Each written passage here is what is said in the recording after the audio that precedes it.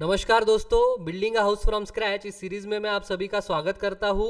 तो दोस्तों, जैसे कि आपको पता है कि लास्ट वीडियो में हमने देखा था कि ब्रिक वर्क स्टार्ट करने के लिए जब भी हम ब्रिक्स को परचेस करते हैं मार्केट से, तो रेड ब्रिक्स को, तो उनको परचेस करते समय हमें किन किन चीज़ों का ध्यान रखना है या फिर एग्जैक्टली हमें किस टाइप्स के ब्रिक्स को परचेस करना है, उसके बारे में हमने डिस्कस किया है। एंड उसके साथ ही हमने ये भी देखा था कि जैसे ही ब्रिक साइड पे आ जाते हैं तो उनको चेक कैसे करना है, कैसे हमें पता चलेगा कि ये क्वालिटी ब्रिक्स है या नहीं है, तो उनकी क्वालिटी कैसे चेक करनी है उसके बारे में भी हमने लास्ट वीडियो में डिटेल में डिस्कस किया है, करेक्ट। तो अब आगे बढ़ते हुए आज की वीडियो में हम देखेंगे कि ब्रिक वर्क स्टार्ट करने के बाद हमें किन किन चीज़ों का ध्यान रखना है या फिर ब्रिक वर्क करने की एग्जैक्ट प्रोसीजर क्या होती है, उसके बारे में हम आज की वीडियो में डिटेल में डिस्कस करने वाले हैं। तो चलिए वीडियो को स्टार्ट करते हैं।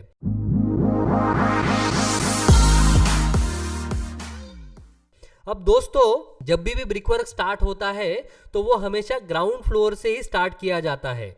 हम कभी भी ब्रिक वर्क जो है वो टॉप फ्लोर पे स्टार्ट नहीं करते हैं। ऐसा क्यों? क्योंकि जब भी हम दोस्तों घर के आउटर वॉल्स का कंस्ट्रक्शन करते हैं या फिर जब भी हम घर की बाहरी दीवारों का कंस्ट्रक्शन करते हैं तो हमेशा हमें एक चीज़ का ध्यान रखना होता है कि हमारी जो बाहरी दीवारों की जो आउटर फेस है उसको हमें हमेशा बिल्डिंग लाइन के साथ फ्लश करना होता है, या फिर जो हमारे बिल्डिंग का आउटर फेस है उसी के लेवल में हमें उसे कंप्लीट करना होता है, ठीक है। अब ये कैसे किया जाता है? तो जो मिस्त्री जो ब्रिक वर्क करने वाला है वो क्या करता है कि उसके एक लेबर को वहां पे प्लम्बॉब के साथ जिस भी पर्टिकुलर जगह पे आउटर वॉल्स का कंस्ट्रक्शन हो रहा है उसके इमीडिएटली ऊपर जो भी स्लैब है या फिर स्लैब के साथ अगर बीम है तो उसके ऊपर वहां पे वो लेबर खड़ा होके उस पर्टिकुलर एज पे जिस भी साइड में वहां पे आउटर वॉल का कंस्ट्रक्शन होने वाला है उस स्लैब के साइड में या वहां पे अगर आउटर बीम है तो उस बीम को लग के वहां पे वो प्लम्बॉब उसको टच करेगा, उस बीम के फेस को या फिर उस स्लैब के फेस को, आउटर फेस को, एंड वहां पे वो प्लम्बॉब नीचे छोड़ेगा और वो प्लम्बॉब की मदद से या उसके रेफरेंस से वो उसके नीचे का ब्रिक वर्क कंप्लीट करेगा। यानी कि हमारे जो स्लैब का आउटर फेस है या फिर जो बीम का आउटर फेस है बिल्कुल उसके लाइन में, उसके लेवल में वो उसके नीचे का ब्रिक वर्क कंप्लीट किया जाता है, ठीक है। तो ये प्रोसीजर हम जनरली फॉलो करते हैं आउटर वॉल्स का कंस्ट्रक्शन करते समय। अब अगर आपको ये प्रोसीजर फॉलो करनी है तो ऑब्वियसली जहां भी ब्रिक वर्क होने वाला है उसके ऊपर वाले फ्लोर पे उस पर्टिकुलर कॉर्नर पे ब्रिक वर्क नहीं होना चाहिए, करेक्ट। अगर वहां पे ऑलरेडी अगर आपने ब्रिक वर्क करके रखा है तो ऑब्वियसली ये प्रोसीजर वहां पे फॉलो नहीं हो सकती है। वहां पे लेबर खड़ा होके वहां पे प्लम्बॉब को टच करके उसको नीचे नहीं छोड़ सकता है उस स्लैब के कॉर्नर से या फिर उस बीम के कॉर्नर से, आउटर एज से, करेक्ट। तो बेसिकली ये प्रोसीजर फॉलो करने के लिए हमेशा हमें जो ब्रिक वर्क है वो हमेशा ग्राउंड फ्लोर से ही स्टार्ट करना होता है। ऑलराइट, तो उम्मीद करता हूं ये पॉइंट आपको क्लियर हो गया होगा। यस। अब दोस्तों, जैसे ही ब्रिक वर्क स्टार्ट होता है तो सबसे पहले किया जाता है पेरनी वर्क। अब पेरनी वर्क यानी कि क्या? जैसे कि आप लोग इस वीडियो में देख रहे हो कि सबसे पहले तो एक सिंगल ब्रिक्स का एक लेयर वहां पे बिछाया जाता है और उसको बिल्कुल हमारी जो बिल्डिंग की बिल्डिंग लाइन है या फिर जो हमारे बिल्डिंग का आउटर फेस है बिल्कुल उसके लेवल में फ्लश करके उसको फिक्स किया जाता है या उसको ले किया जाता है लाइन और लेवल में, ठीक है। तो बेसिकली ये पेरनी वर्क एक रेफरेंस बन जाता है उसके ऊपर जो दीवार बनने वाली है उसके लिए, और इस पर्टिकुलर ब्रिक के लेयर को मैच करते हुए ही ऊपर का ब्रिक वर्क किया जाता है, ठीक है। तो इसीलिए इसे कहते हैं पेरनी वर्क। तो ये एक टेक्निकल नाम भी है और एक लेमैन लैंग्वेज में भी इसे पेरनी वर्क ही कहते हैं। ऑलराइट। अब जैसे ही आपका पेरनी वर्क हो जाता है उसके बाद जो ब्रिक वर्क होगा तो वो ब्रिक वर्क करते समय दो ब्रिक्स के बीच में जो जॉइंट होता है तो उसके अंदर सीमेंट और रेत का मसाला भरा जाता है, करेक्ट। अब ये जो मसाला भरा जाता है उसकी मैक्सिमम थिकनेस होनी चाहिए 10 mm। 10 mm के ऊपर उसकी थिकनेस नहीं होनी चाहिए, इस चीज का भी आपको ध्यान रखना है। एंड उसके साथ ही जो मसाला बनाया जाता है सीमेंट और रेत को मिक्स करके, तो उसमें जो रेत यूज होने वाली है वो हमेशा फाइन सैंडी होनी चाहिए, यानी कि वो बारीक रेत होनी चाहिए अगर आपको क्वालिटी ब्रिक वर्क करवाना है तो, ठीक है। तो इस चीज का भी आपको ध्यान रखना है। देन आपको ये इंश्योर करना है कि जो भी पर्टिकुलर डे पे ब्रिक वर्क कंप्लीट किया जाएगा तो immediately on same day only उस ब्रिक वर्क के ऊपर आपको पॉइंटिंग वर्क जरूर करवाना है। अब पॉइंटिंग वर्क यानी कि क्या कि ब्रिक्स के बीच में जो जॉइंट्स होते हैं जिनमें हम ये सीमेंट और रेत का जो मसाला भरते हैं तो वहां पे हमें इस तरीके के ग्रूव्स वहां पे बनाने होते हैं, हॉरिजॉन्टल जॉइंट्स पे भी और वर्टिकल जॉइंट्स पे भी, ठीक है। अब ये ग्रूव्स हमें क्यों बनाने होते हैं या फिर ये पॉइंटिंग वर्क हमें क्यों करना होता है? ये इसलिए क्योंकि जब भी हम फ्यूचर में उस ब्रिक वॉल के ऊपर प्लास्टर वर्क करेंगे तो इन ग्रूव्स की वजह से उस प्लास्टर वर्क को वहां पे ग्रिप मिलेगी। ठीक है, ये एक रीजन है। एंड दूसरा रीजन ये है कि ये पॉइंटिंग वर्क करने के बाद बेसिकली हमारी ब्रिक वॉल जो है वो बनने के बाद काफी अच्छी दिखती है। आपको हर एक ईंट अलग से नजर आएगी वहां पे। ठीक है, तो दिखने से ही आपको दिखेगा कि ये क्वालिटी वर्क हुआ है। तो ये दो रीजंस की वजह से हमेशा हमें ब्रिक वर्क कंप्लीट करने के बाद ऑन सेम डे उसके ऊपर इस तरीके से ग्रूव जरूर बनाने हैं, जिसे हम टेक्निकल लैंग्वेज में पॉइंटिंग वर्क कहते हैं। ऑलराइट, उसके बाद दोस्तों जहां जहां भी आपके दरवाजे और खिड़कियां आने वाली है, यानी कि जहां जहां भी आपके डोर्स और विंडोज आने वाले हैं, वहां पे आपको उनके साइज की अकॉर्डिंग वहां पे ओपनिंग्स छोड़नी होती है। करेक्ट? तो वो ओपनिंग जब हम छोड़ते हैं तो उन ओपनिंग्स के ऊपर हमें लिंटल बीम्स को कास्ट करना होता है। क्यों? क्योंकि उन ओपनिंग्स के ऊपर भी हमें बाद में ब्रिकवर्क करना है। करेक्ट? तो वो ब्रिकवर्क करने के लिए उसको नीचे से सपोर्ट कुछ चाहिए होगा। करेक्ट? उन ओपनिंग्स के ऊपर तो वो सपोर्ट प्रोवाइड करने के लिए हमें इस तरीके के लिंटल बीम्स वहां पे देने होते हैं हर एक ओपनिंग के ऊपर। ऑलराइट, चाहे वो दरवाजे की ओपनिंग हो या फिर विंडोज की ओपनिंग हो, किसी भी तरह की ओपनिंग के ऊपर हमें लिंटल्स प्रोवाइड करने होते हैं। अब दोस्तों ये लिंटल बीम्स को कास्ट करते समय आपको एक चीज का ध्यान रखना है कि जितनी भी हमारी ओपनिंग की लेंथ है, ठीक है, सपोज फॉर एग्जांपल अगर आपकी दरवाजे की विड्थ है 3 फीट की अगर वो ओपनिंग है, तो आपको ये इंश्योर करना है कि वो 3 फीट के बाहर उस ओपनिंग के दोनों साइड से मिनिमम 150 mm एक्स्ट्रा विड्थ आपको उस लिंटल बीम की लेनी ही लेनी है, दोनों साइड से। ठीक है, जैसे कि अगेन फॉर एग्जांपल अगर आपकी विंडो की विड्थ अगर 5 फीट है, तो 5 फीट के दोनों साइड से आपको 6-6 इंच एक्स्ट्रा 150 mm यानी कि 6-6 इंच एक्स्ट्रा आपको दोनों साइड से उसकी एक्स्ट्रा विड्थ लेनी है उस लिंटल बीम की। ठीक है, बाय रूल। ऑलराइट, बहुत सारे कॉन्ट्रैक्टर्स जो है वो ये गलती करते हैं कि वो विड्थ काफी कम ले लेते हैं ओपनिंग के बाहर, जो गलती आपको नहीं करनी है। ऑलराइट, तो इस चीज का आपको ध्यान रखना है लिंटल बीम्स को कास्ट करते समय। ऑलराइट, अब उसके बाद दोस्तों जहां जहां भी आपके डुअर फ्रेम्स फिक्स होने वाले हैं, जहां जहां भी आप डुअर फ्रेम्स को लगाने वाले हो, तो आपको ये इंश्योर करना है कि ब्रिकवर्क स्टार्ट करने से पहले ही आप जहां जहां भी जो जो साइज के डुअर फ्रेम्स को फिक्स करने वाले हो उनको आप ऑलरेडी एडवांस में परचेस करके रखें और उनको साइड पे लाके रखें, जिसके चलते ब्रिकवर्क करने के साथ ही आप उन डुअर फ्रेम्स को वहां पे फिक्स कर पाए। अगर आप ब्रिकवर्क के साथ ही उन फ्रेम्स को फिक्स करते हो तो अच्छी तरीके से वो प्रॉपरली वहां पे फिक्स होते हैं। ठीक है, काफी फर्मली वहां पे वो फिक्स हो जाते हैं। तो इसीलिए आपको ये इंश्योर करना है कि जहां जहां भी आप डुअर फ्रेम्स लगाने वाले हो तो उन फ्रेम्स को आप ऑलरेडी एडवांस में परचेस करके रखें और उनको साइड पे लाके रखें। इस चीज का आपको ध्यान रखना है। ऑलराइट, और दोस्तों जब भी आप सीमेंट कंक्रीट के डुअर फ्रेम्स को परचेस करते हो, जहां जहां भी आप सीमेंट कंक्रीट के डुअर फ्रेम्स को लगाने वाले हो, तो आपको और एक चीज का ध्यान रखना है कि हमेशा अच्छी क्वालिटी के डुअर फ्रेम्स को ही परचेस करें। मार्केट में जो मिनिमम रेट की जो सीमेंट कंक्रीट के फ्रेम्स मिलते हैं उनको परचेस ना करें।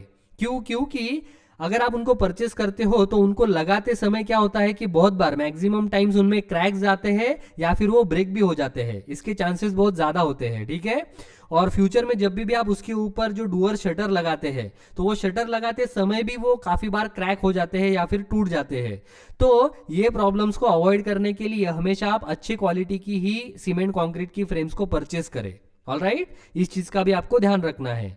अब उसके बाद दोस्तों जहां जहां भी आपकी विंडो आने वाली है, तो वो जो विंडो की ग्रिल्स होती है जो फैब्रिकेशन में हम बनाते हैं, वो विंडो की ग्रिल्स भी आपको अगर पॉसिबल है तो वो ब्रिकवर्क के साथ ही लगानी है जब वहां पे विंडो का ब्रिकवर्क हो रहा होगा विंडो के अराउंड।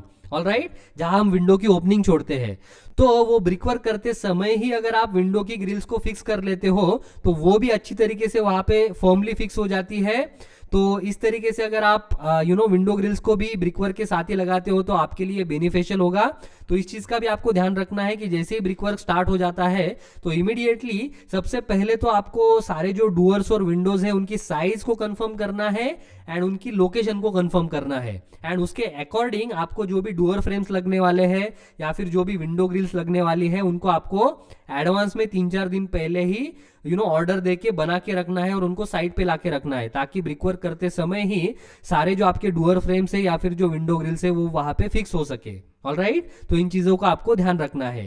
देन उसके बाद दोस्तों जैसे हमने ऑलरेडी डिस्कस किया है लास्ट वीडियो में कि घर की अंदर की जो दीवारें हम बनाते हैं वो 4 इंच की होती है। राइट, अब ये 4 इंच की दीवारों को बनाते समय क्या होता है कि हर 3 से 4 फीट के ब्रिक वॉल कंस्ट्रक्शन के बाद 4 इंच थिकनेस की जब भी आप दीवार बनाते हो तो हर 3 से 4 फीट के कंस्ट्रक्शन के बाद आपको वहां पे एक पार्टली बीम देना होता है। लेमैन लैंग्वेज में हम उसे कहते हैं पार्टली बीम, ठीक है। आप इसे लिंटल बीम भी कह सकते हैं।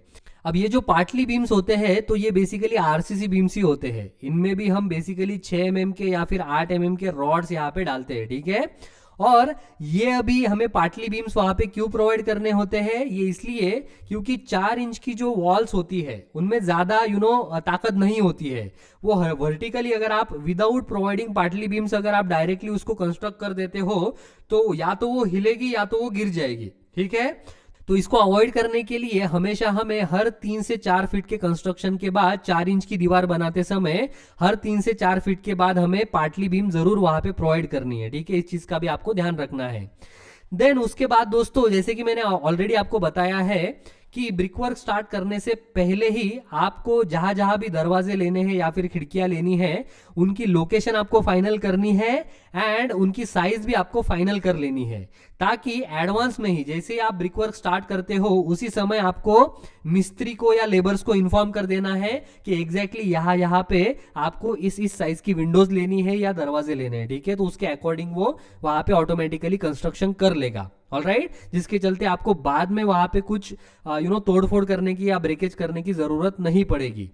अब इसके बाद दोस्तों और एक इंपॉर्टेंट पॉइंट आपको याद रखना है कि ब्रिक वर्क कंप्लीट करने के बाद बेसिकली जो भी दीवार आप बनाओगे तो या तो दीवारें डायरेक्टली उसके ऊपर के स्लैब को टच होती है या फिर उसके ऊपर जो बीम आने वाला होता है उसको टच होती है। तो बेसिकली जहां भी वो ऊपर जाके आरसीसी मेंबर को टच होगी, स्लैब को या बीम को, तो उस जॉइंट पे क्या होता है कि ओपनिंग्स जनरली रह जाती है। उस जॉइंट को अगर आप प्रॉपरली क्लोज नहीं करते हो तो उसी जॉइंट से फ्यूचर में लीकेज होने की संभावना सबसे ज्यादा होती है, ठीक है। अब इस लीकेज को अवॉइड करने के लिए सिंपली आपको क्या करना है कि ब्रिक वर्क उस पर्टिकुलर मेंबर को टच करने के बाद, बीम को या स्लैब को टच करने के बाद उसमें जो भी आपको गैप नजर आ रहा है उसको आपको प्रॉपरली क्लोज करना है, ठीक है। इसका भी आपको ध्यान रखना होगा। एंड जैसे ही आपका पर्टिकुलर डे पे जो भी ब्रिक वर्क कंप्लीट होगा तो आप उसके ऊपर immediately on next day curing को स्टार्ट कर सकते हैं। क्यूरिंग यानी कि आपको उसके ऊपर पानी जरूर मारना है, ठीक है। अब यहाँ पे दोस्तों जिस पर्टिकुलर डे पे आप ब्रिक वर्क करेंगे उसी दिन आपको कभी भी उस दीवार के ऊपर पानी नहीं मारना है, ठीक है। उसके नेक्स्ट डे मॉर्निंग से ही आप उसके ऊपर क्यूरिंग स्टार्ट कर सकते हैं। अब क्यूरिंग यानी कि क्या, जैसे कि मैंने आपको बताया कि दिन में कम से कम 3 बार आपको ब्रिक वॉल्स के ऊपर पानी जरूर मारना है उसके दूसरे दिन से। कितने दिन तक? तो बेसिकली ये क्यूरिंग आपको करनी होगी मिनिमम 10 दिन तक, ठीक है। 10 दिन तक तो आपको हर एक दीवार को बनाने के बाद उसके ऊपर नेक्स्ट डे से पानी जरूर मारना है 10 दिन तक, ऑलराइट।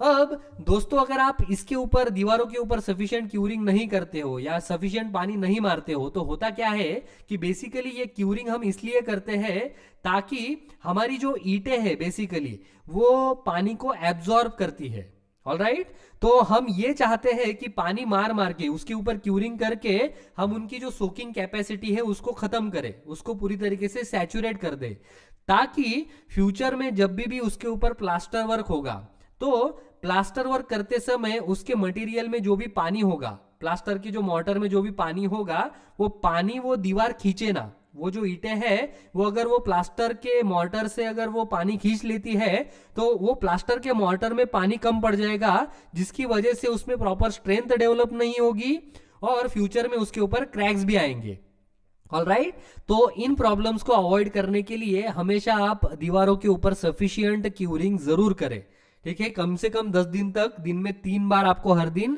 क्यूरिंग उसके ऊपर जरूर करनी है, ऑलराइट। इस चीज का भी आपको ध्यान रखना है। उसके बाद दोस्तों और एक इंपॉर्टेंट चीज का आपको ध्यान रखना है कि जो भी ब्रिक्स आप यूज करने वाले हो ब्रिक वर्क करने के लिए तो उन सारे ब्रिक्स को ब्रिक वर्क स्टार्ट करने से 2 घंटे पहले आपको कंप्लीटली उनको वेट जरूर करवाना है। ये चीज हमने लास्ट वीडियो में भी डिस्कस की है, करेक्ट।